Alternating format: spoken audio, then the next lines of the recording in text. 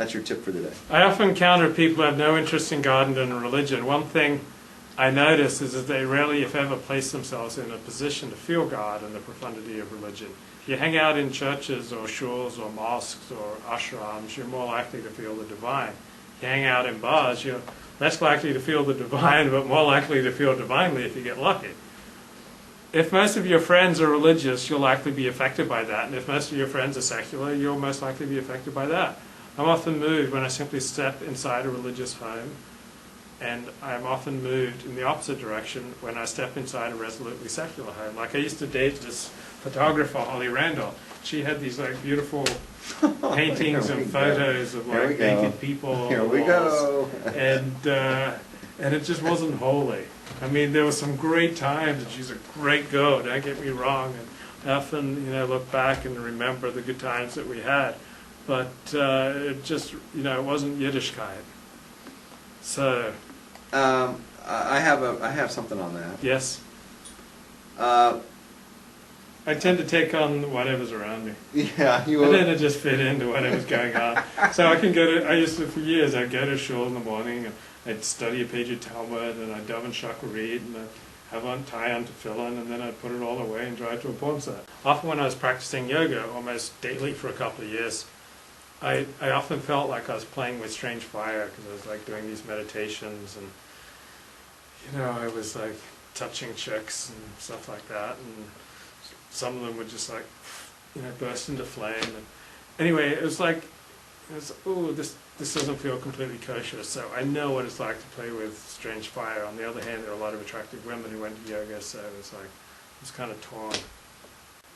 That's interesting, because strange fire is like, it sounds like it's the Bodhizora, and you asked before if yoga was a Bodhizora, and if you had given me that background that you felt like that, then I would say, well, maybe there's something in there, just because you feel like that. Exactly. I don't always want to like confess everything to you and like, get the Musa lecture.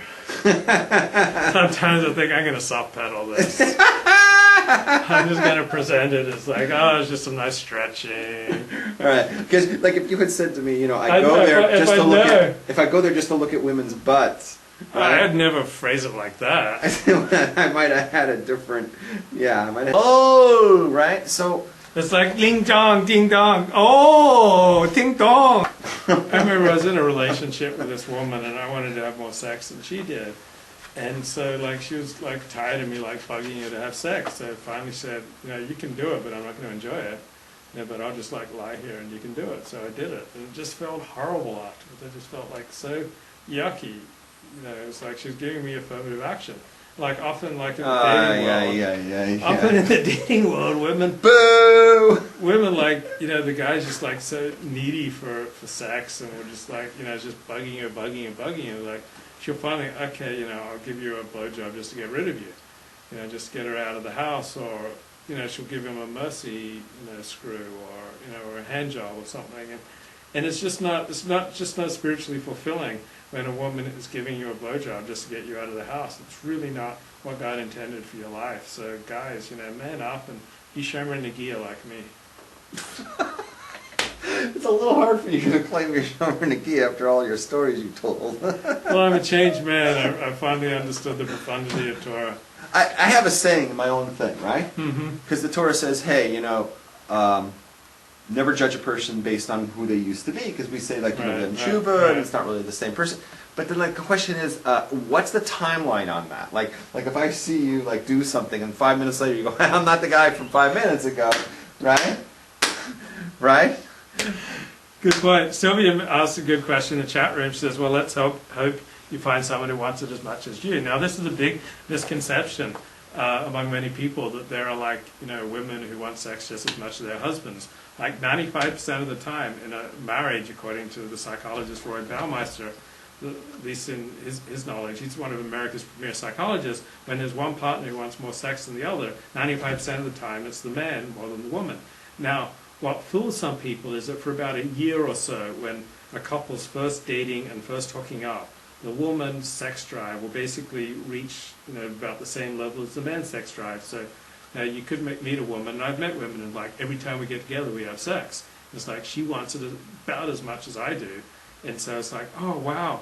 We've even said this, I found someone who wants to have sex with me, every day, and it's going to be like this for the rest of our lives. But basically, once you make a commitment and you get married, the woman's sex drive returns to normal, which is she's not nearly as interested in sex as the guy.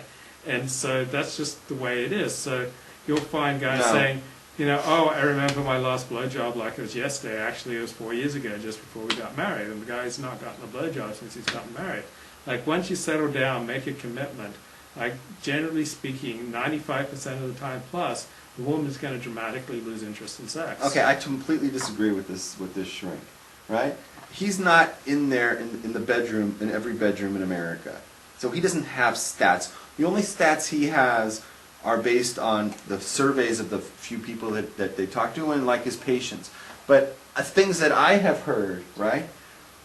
When there's problems, that's when they come to me. People come to me with their problems, right? And they say, oh, it's not working. What do you see right here? Sylvia, when I was married, I wanted it more than him.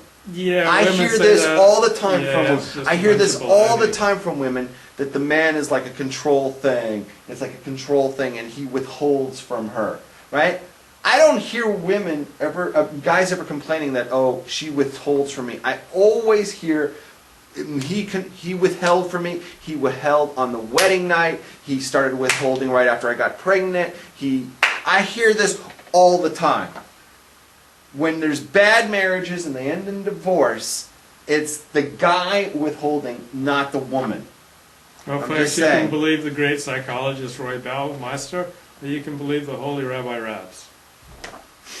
But whoever you believe, it's so important that the little kiddies who are watching this show right now, the kiddies who wear payas and they got their seat out and go to yeshiva, it's so important you stay off crack cocaine and that you stay in yeshiva. Chat room, D Medic says that I've been made fun of by friends for not sodomizing girls I've been with. So I ask him, what do you mean by sodomy? And D Medic says they make fun of me for not going in the rear end.